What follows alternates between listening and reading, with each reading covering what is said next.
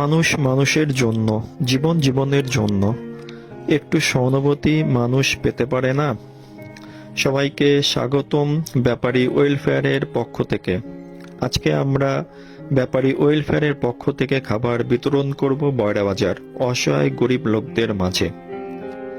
আমরা পারবো না প্রতিটি গরিব অসহায় মানুষের নিকট খাবার পৌঁছে দিতে। আমরা পারবো না প্রতিটি গরিব অসহায় পরিবারের নিকট খাবার পৌঁছে দিতে, কিন্তু আমরা পারবো অন্তত 20 জন গরিব অসহায় মানুষের নিকট খাবার পৌঁছে দিতে।